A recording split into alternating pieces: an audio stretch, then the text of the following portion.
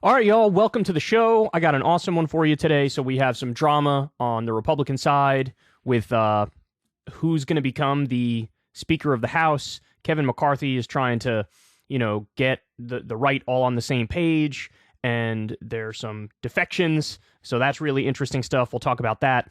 I also am going to dive straight into the discourse, the big discourse of the week, which is the left is fighting over Andrew Tate and the extent to which the left potentially fails to do outreach to young, disaffected men. So I'm actually going to lead with that story in just a second. Then I also have for you, Tucker Carlson and Charlie Kirk decide to relentlessly shit on Sam Harris, which is quite a video. I can't wait to share that one with you guys. I'll have a lot to say about that one as well. And then later on in the show, we have Kanye West may be missing, which, not good considering the mental state that he was in when this came about. And then lobbyists are absolutely shitting bricks because Bernie Sanders is now the head of a very important committee which will, influence what they're able to get away with. So anyway, without further ado, let's go ahead and jump into it here. So Andrew Tate, of course, was arrested in Romania over charges involving human trafficking and potentially rape. And, this was gigantic news online. And it kind of sparked a discourse on the left over, how did this come about? How could it be the case that this guy, who's like a total goofball, he's like the definition of a fake macho man, total caricature, he ended up becoming popular. Like, how could that be? And there's some people on the left who are making the point, first and foremost, of course, people have agency. And if you went down that pipeline, the buck stops with you. So these individuals who were attracted to that take some personal responsibility and get it together. So it's on you. And then a different part of the conversation is, well, you got these like right-wing charlatan figures. This guy's openly sexist, misogynist, etc. And maybe the left needs to do a better job at basic outreach to prevent people going down that path and, give them a pipeline out if they have gone down that path. And this actually exploded into a massive debate, which honestly is a little surprising to me here. So we're going to get to what Vaush said here in a second. First, let me show you what La Madre de los Gatos said. Men don't fall down the alt-right MRA pipeline because the left isn't doing good enough outreach. They choose to subscribe to fascist ideology because they have an investment in maintaining their position in the social hierarchy, and the liberation of other groups threatens that. Okay, so this is a commonly held position on the left. And in other words, there's no sympathy, there's no empathy, there's no understanding, there's no reevaluating, there's no kind of attempt to fix the status quo. It's more, these are bad people, and that's the end of the conversation. And it's all on them. They have agency. Let's not coddle them, basically just shit on them and don't expect people to change because they're never going to fucking change. In a sense, it's kind of a defeatist attitude. Also, by the way, having been a disaffected young man, I can assure you that there is no thought about, let me maintain my position in the social hierarchy and shit on everybody else, because the people who are attracted to the Andrew Tate type shit, they're not doing well. They feel very alienated. They feel purposeless. They feel like, there's not much good in their lives, and now they're clinging to this absolute, fool of a man who embodies what people would typically call, and in this case, I think fairly, toxic masculinity, right? He's the overly macho guy who's obsessed with, getting women and consumerism and materialism, and he flaunts his fucking Versace robe and his Bugatti and his 33 cars, and it's a hollow promise that he's making to young men, but clearly he's a good enough communicator and a good enough charlatan where it lands with a large number of them. Okay, so look, first and foremost, does agency lie with the people who went down that road? Of course. I mean, I don't think you'll find anybody who would disagree with that if you try to get into the weeds of the conversation and get into the nuance of it and the specifics of it. Ultimately, at the end of the day, people are responsible for what they believe and what they do, okay? But at the same time, Vaush steps in here and he makes what I think is a great point. I cannot stress enough how important it is to understand that 12-year-old white boys on Twitch are not being pulled into fascism because of some Machiavellian desire to preserve and expand their privileges. It's because the right talks to them and the left doesn't.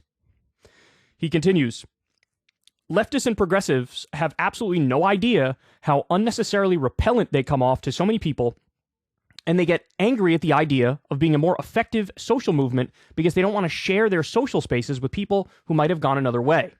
Leftists will write master's theses on the effect of socioeconomic conditions on crime and then shrug when 10 million more young men fall to fascism because their boy brains must just be inherently fascist and they chose to be evil and there's no way this could have been prevented.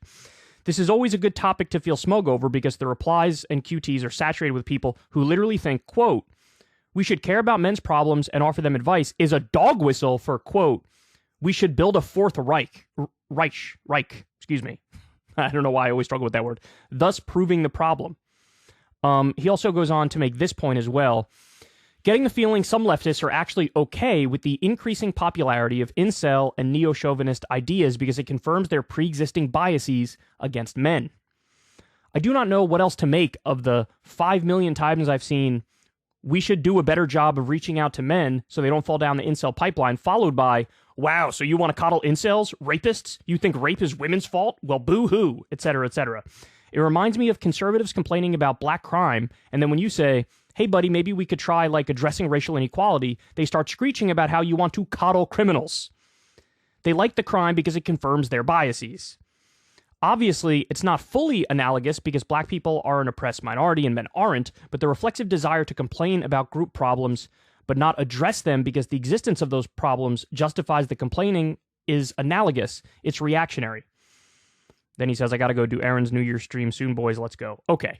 So it also reminds me of the conversation. Remember when Trump got elected, there was a big debate on the left where some people made the argument, well, he won because his supporters are racist and the country's racist and race was the biggest factor here. And that's the end of the conversation. That was one side of the argument. The other side of the argument was no, it's actually, people don't mock this term, but they say it's economic anxiety. And Trump went to the middle of the country and he told them, I'm not going to outsource your jobs. It was Hillary Clinton and Bill Clinton who were responsible for NAFTA. They outsourced your jobs. I'm going to protect your Social Security. I'm going to protect your Medicare. And these people feel like, hey, at least I got a fighting chance with this guy who's, giving populist rhetoric. And so some people said, it's economic anxiety. That's why Trump won. When, look, the answer is actually super simple. And I think most people overlook it, which is what? Honestly, it's both things, right? So is there a contingent of Trump voters who voted for him because of the bigoted shit? Well, absolutely. Guys like David Duke and Richard Spencer supported him. Believe me, they're not doing that because they like his economic proposals. No, they liked when he said, we need a total and complete shutdown of Muslims coming into the U.S. They liked it when he said, Mexico, the immigrants, they're sending criminals, rapists. I assume some are good people. They like that stuff. So there are some people who voted for him because of the bigotry, but then there's also a giant percentage that voted for him because of, hey, maybe he'll keep my job here and the other candidate won't. And some people, it was a mix of both things, right? He sprinkled in the traditional Republican xenophobia and bigotry, along with fake populist rhetoric. It ended up being fake, ultimately, that other Republicans usually wouldn't put out there. So honestly, it was both things, and people were arguing past each other. Now, in this conversation, look, again, does the responsibility lie first and foremost with all these individuals who went down that pipeline? Yes. Just because you hear an argument from a guy who's packaging it in a smooth way and he's, dressed to the nines and he's basically, he has the gift of gab and he's really smooth. Do you have to believe the stuff he says, right? Do you look at that and say, well, now my brain is shut off and I can't disagree with it? No. So on that front, it's yeah, I get it. Telling people to get your shit together. Just a little bit of scrutiny applied to the stuff Andrew Tate says, you won't go down this pipeline. So I understand the personal responsibility argument here, but the point Vaush is making, which I think he's 100% correct about, is why is it on every other front, if the left steps up and says, hey, what can we do differently to change minds, to have better arguments, to convince people, to expand the tent? In every other way, the left would be like, yeah, that's a good idea. That's just called politics 101. But now all of a sudden, when you're talking about like 12-year-old boys, 13-year-old boys in this weird incel phase, when they're really malleable and impressionable, why all of a sudden now is it like somehow it's traitorous or treasonous to try your best to change their minds and get them out of that?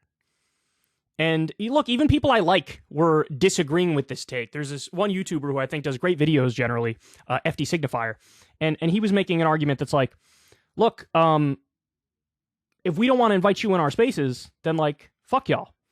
You can complain all you want, but fuck y'all. And what I would say to him is, look, if your goal is to try to create some niche little subculture where it's just a circle jerk with everybody who agrees with you, okay, that's fine. But don't pretend like you're doing politics. That's not politics. That's a hobby. The whole idea of politics is to, yes, evangelize, change minds, get people to support your positions, vote for a candidate to espouse your positions, implement an agenda that helps fix everybody's life. And in order to do that, you can't just have a niche subculture and subgroup that, is exclusionary and does gatekeeping. The whole idea is to change as many minds as possible. Now, I get people who think, well, maybe that's not as likely as you would hope it is, right? Like, oh, you could try all you want, but you only get like 3% of people. I mean, that's a reasonable debate to have. Like, what percentage of people can you change their mind? But wouldn't you rather add an extra 3% or 5% or 20% to left-wing ideas and left-wing groups and a left-wing movement than not? And unfortunately, the impression that I'm left with is that a lot of the people who are arguing on the opposite side of this, they really don't want to, like, if somebody was formerly, far right, alt-right, fascist, or whatever, even maybe just center-right conservative, it's like, no, I don't trust you, I'll never trust you, so even if you genuinely change your mind, you're not welcome here. And again, it's like, okay, but then just don't pretend like you're interested in politics. Don't pretend like you're interested in changing anything. You're interested in preserving your little niche subgroups. And as long as you come as advertised, hey, it is what it is, you do whatever you want. But don't argue with people who are actually trying to make a difference for the better. How many times have I told you guys this? Go look, I just did the PBD podcast with Patrick Bet-David. Very entrepreneurial type podcast, right-leaning podcast, very like pro-capitalism and all that stuff. And I went in there knowing, hey, this is kind of the lion's den. They don't agree with me. So I got to make sure I craft arguments that appeal to the people in the audience to try to change their minds. Go watch that interview and read the comments. And what you'll find is a lot of people who are their fans going, damn, he made some good points. I really enjoyed this conversation. And that's like, you're starting people down a path if you plant some seeds and if you engage. And you're not going to get everybody to change their mind, but you are going to get some people to change their mind. And that's one of the things I pride myself on this show, is that over the years, I've had people, like when I go to Politicon, people will come up to me and say, I now don't listen to the Ben Shapiro types because of you. I now don't listen to Steven Crowder because of you. Hey, I was going down that alt-right pipeline and you pulled me out. And in a world that these people are trying to create, it's like they actively don't agree with that. They don't like that. They don't want that. And you're inherently suspicious. Like, you have the scarlet letter on you because at any point in time, you didn't, come out as a fetus with all of the proper political opinions. So, look, with hard work and continuing to show up and sticking to it, I have full faith and confidence that a decent percentage of these impressionable 12-year-old boys, 13-year-old boys, they're going to grow out of the Andrew Tate bullshit, right? They're going to get past it. The only way to guarantee that doesn't happen is if you write them all off as inherently evil and, inflexible and totally unable to change, totally unable to grow, and just sort of bad by nature. That's the only way to guarantee loss. And like Vaush would admit, I'm sure, in the same way I would admit, even if we give it our best, maybe we only deconvert 30, 40% of them, right? But it's like, that would be tremendous. That would have a great impact on the body politic. And so it's just weird to me that some people argue, and some people make the argument of like, well, don't pretend like the left hasn't been trying to do this. And my reaction to that is, it's very, very few of them. It's very few. And even I'm partly guilty of this. I always try to do it, but I don't go out of the echo chamber enough to do it, right? That's why I went on that PBD podcast, and that's why I'll probably do other right-leaning shows. There really aren't many.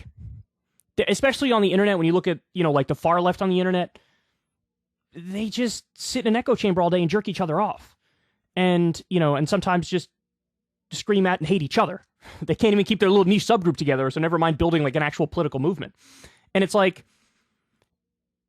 the concept is not that difficult, and the implementation is not that difficult. You just have to do it.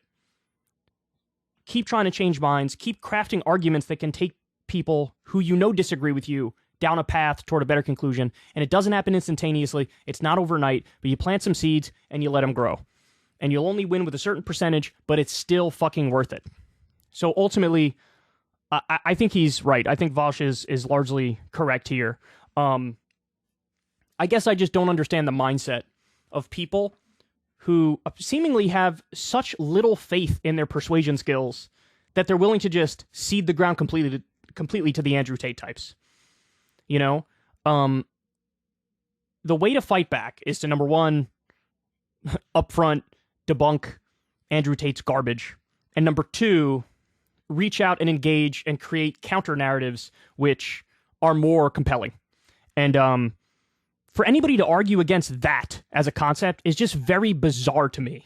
But this has been a trend on the left for kind of a long time, where it's like, if you're not already with me 100%, then you're sort of hopeless. And I totally disagree with that. I hope you guys do too. When I look at Andrew Tate, I don't even see that formidable of an opponent, to be honest. I think he's such a goofball. He's such a stereotype. He's such a caricature. He's such a parody. He's such a giant, like, fake macho man with goofy life advice that would never actually work. That, at least in his case, the deconversion of a lot of his people, I think, will be kind of easier than some other figures who we've dealt with in the past. So anyway, there you have it. Hey, y'all, do me a favor and like and subscribe. It helps out big time in the algorithm. Click the bell as well for notifications when videos drop, and watch that video on screen right now. You know you want to.